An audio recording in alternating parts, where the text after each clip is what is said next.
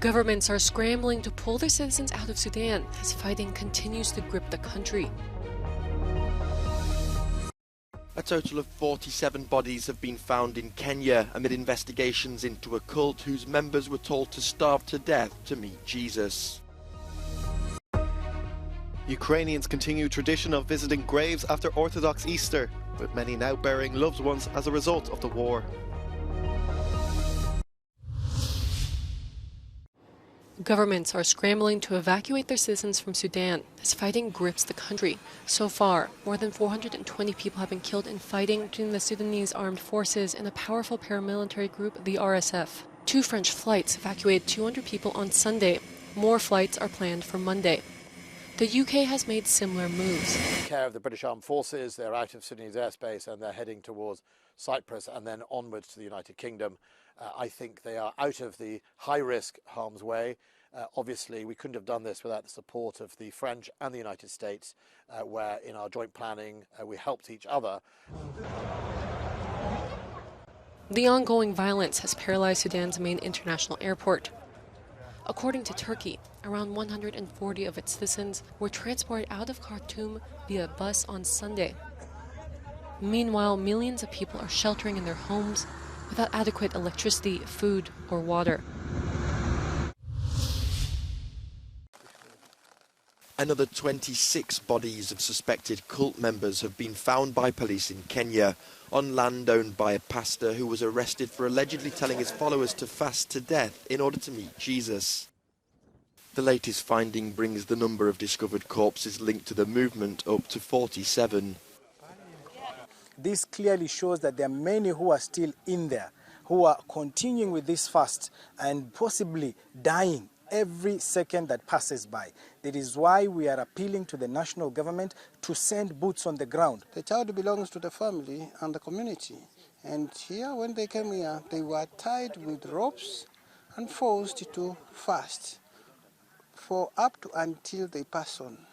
That is a big blow and a big shock to our country. What cruelty. Police began investigations after the first bodies were discovered last week in the Malindi area of eastern Kenya.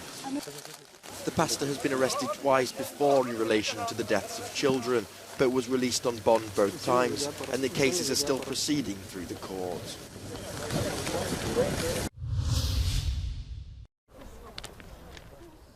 Visits to graveyards have become all too frequent for many Ukrainians. Here in the central town of Kryvyi Rih, a tradition of visiting cemeteries on the first Sunday after Orthodox Easter remains. However, this year it has taken on a deeper meaning. Поминальний день в Україні завжди відзначалися на наступний тиждень після Пасхи, поминали своїх родичів. Але знаєте, як раніше було, родичі це хто бабусі, дідусі, вже які прожили свій вік, а в цьому році цей день особливий тим, що ми вже за цей рік навіть більше похоронили дуже багато наших друзів, знайомих. Ukrainian President Volodymyr Zelensky praised his soldiers' efforts, both dead and alive. Це важливо розуміти в кожному нашому місті, в кожному селі, всюди, де зараз більш-менш вже тихо, всюди, де сьогодні був просто спокійний весняний сонячний день. Кожен день такої тиші в тилових областях здобувається нашими воїнами в жорстоких боях на передовій, щоденних боях. Meanwhile, near Kharkiv, recruits from the National Guard of Ukraine are focusing on drills and skills. Spring is in the air, and rumours that Ukraine is gearing up for a major counter-offensive are growing.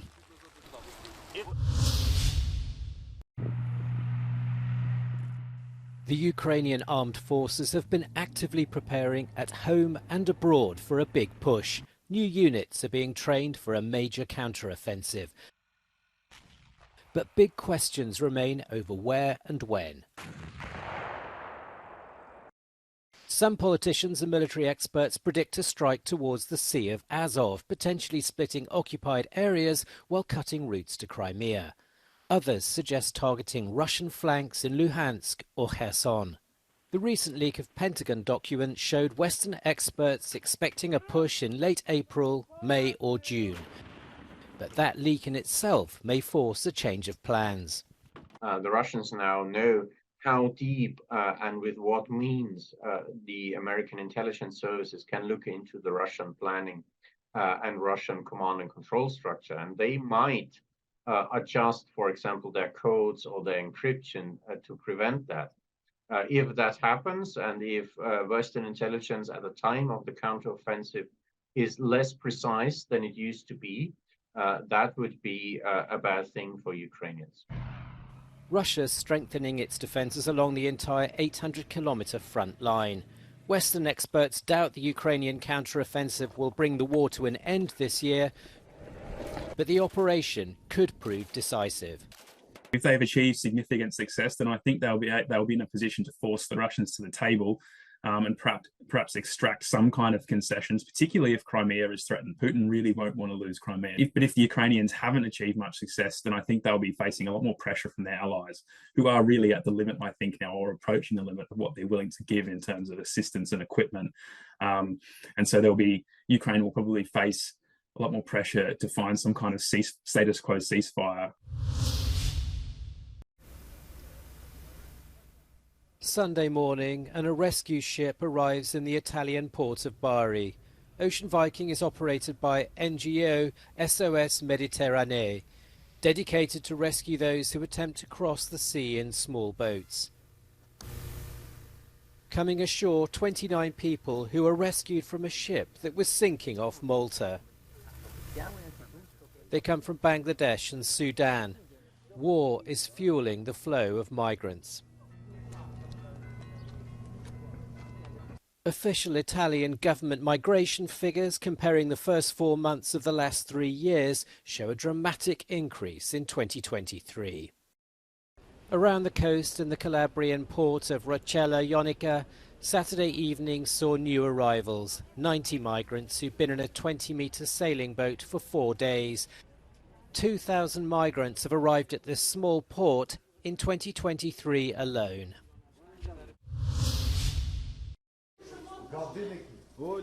A polling station and ballot boxes, but very few voters in northern Kosovo. Votes are being cast in 4 municipalities, almost 45,000 voters and 11 candidates in a poll held under the watchful eye of police and international monitors. But the president of Serbia, Aleksandar Vučić, says the area is overwhelmingly Serb and they'll boycott the vote. The headline says Pristina wants a Kosovo without Serbs. Deep divisions in a region that separated from Serbia in 2008. Pa znate kako, odlučila sam se jer ovo su izbori kao I svaki ostali što su bili do sada. Ako ne učestvujemo, čemu bi se nadali? Ovi izbori nisu trebali da budu, trebali su da budu odloženi za neko drugo buduće vreme. Mjesec, 2, 3 mjeseca. Da nije pravo vreme za izbore. The main party representing Serbs, the Serb Line, says it won't recognise the legitimacy of local institutions based on a vote with a very low turnout. Former Peruvian President Alejandro Toledo is in police custody after he was extradited from the U.S. overnight. The 77-year-old, who was president of Peru from 2001 to 2006, has been accused of money laundering in relation to public service contracts. After a preliminary hearing, Toledo was transferred to a prison in the capital Lima. His lawyers say he's suffering from cancer, but his application to be held under house arrest was turned down. The trial is expected to begin in 18 months.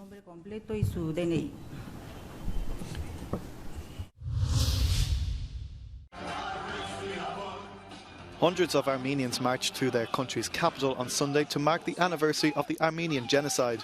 It's a yearly event in which participants burn Turkish and Azerbaijani flags and carry torches to the city's genocide memorial in honour of the 1.5 million Armenians that were killed. April 24th, or Armenian Genocide Remembrance Day, marks the day in 1915 when intellectuals were first rounded up and killed in Ottoman Turkey.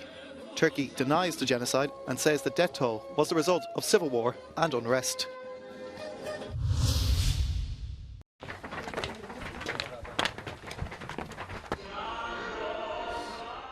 Singing their national anthem and observing a minute's silence for those who've died in Russia's invasion. The Mariupol women's football team plays on in Kyiv. Ось ця хвилина мовчання, це було дуже тяжко. В голові зразу проносяться всі ті события, які були. Як так швидко ці всі люди, все ці будівлі, як ми виїжджали, як ми ховалися, як ми бігли, падали, як помирали люди. Refusing to give up, 5 original players from Mariupol have formed a new team and now have 27 players in the squad. They play on in the hope they'll one day be able to return to their home city. Мы все-таки надеемся, что мы еще сыграем на своем родном стадіоні, в своєму родному городі. Найголовніше нашою мотивацією було те, щоб кожну гру ми кожну суботу граємо, кожного тижня, щоб люди бачили на відео в всіх соцмережах, що маріупольська команда існує, Маріуполь – це Україна. They know they won't win this year's Ukrainian championship, but keep training so that the team stays afloat and with it the memory of their homes and families. Petrol heads gathered in Romania's western city of Timișoara for the 23rd edition of the Motor Retro Parade Festival, where car enthusiasts showcased their exquisite vintage vehicles. One classic car which drew plenty of attention was a restored 1970 Citroën DS, the first car to be equipped with power steering, a hydraulic system and adaptive headlights. Although a popular hit with tourists, owners insist restoration and maintenance costs can be very high.